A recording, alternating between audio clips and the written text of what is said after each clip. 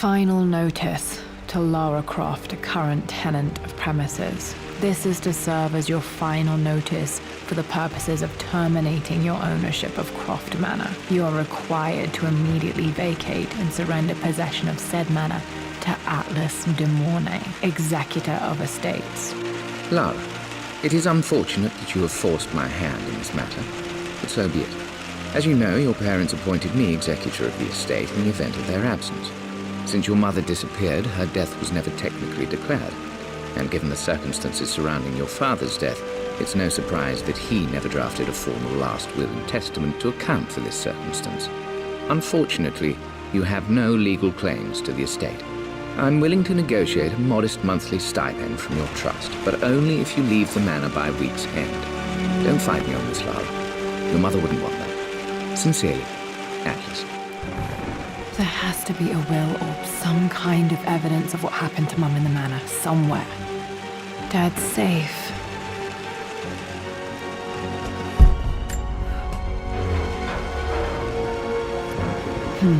Needs a combination. It's got to be in Dad's papers somewhere. Maybe in the library.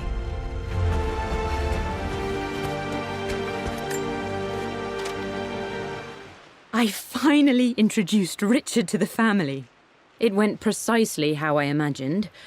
Icy but polite grace from mother, indifference and disinterest from father, and thinly veiled contempt from Atlas. Of course they don't approve. To them, Lord Croft is the man who took away their beloved daughter and ruined her long-standing engagement, though I was never going to marry that repugnant Earl of Farringdon anyway. One might think they would be happy that I was being courted by a genuine lord of the realm. It just happens to be Richard Croft. In their eyes, the man who single-handedly ruined a once great family. But there's nothing to be done now. Watching how Richard dealt with their subtle insults and disrespect. Such grace and calm. I know he did it for me. I think I'm falling in love with this man. It will break my mother's heart, but I cannot live the life she imagined for me. My time with Richard has only made this clearer.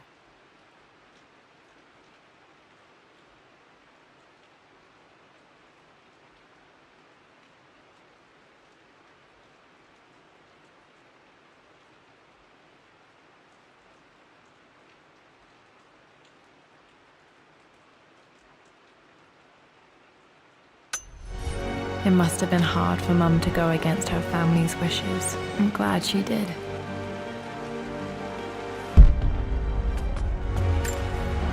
Dad's map of the forgotten cities of northern Syria. He was closer than he knew to finding the Prophet's tomb.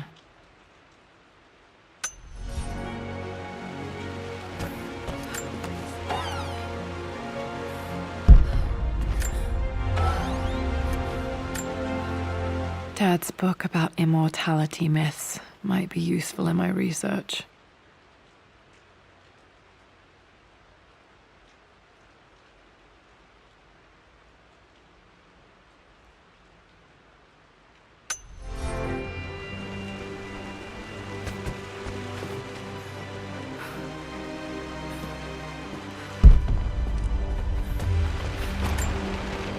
This is probably my grandfather Benjamin.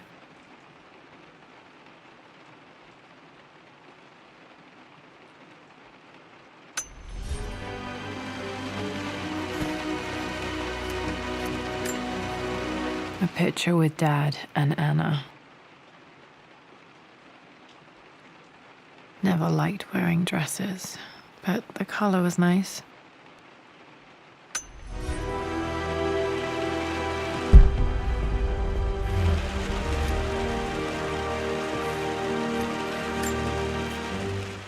Well, this is a hell of a thing. I met someone tonight quite unexpectedly. But it shouldn't have been, it seems. I've been so buried in my work, so distracted by my latest revelations, I never bothered to notice my surroundings. But there she was, sitting at my table in the library. Her name is Amelia. And apparently she's been studying right next to me. Art history, of all things.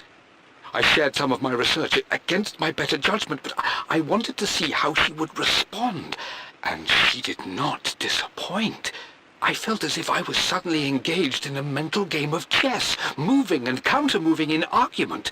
At one point, that poor old librarian had to shush us as if we were children.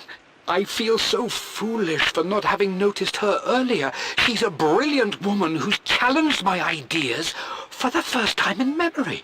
In truth, I don't know if she's feeling as exhilarated as I am right now, but I dare say our conversation was mutually stimulating. For the first time in a long time, I find myself thinking about something else besides my research. I hope she returns for another round tomorrow.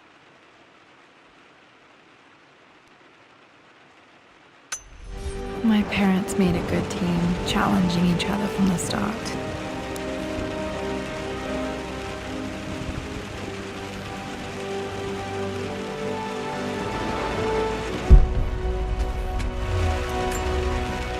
My birthday crown. I was so proud of that thing.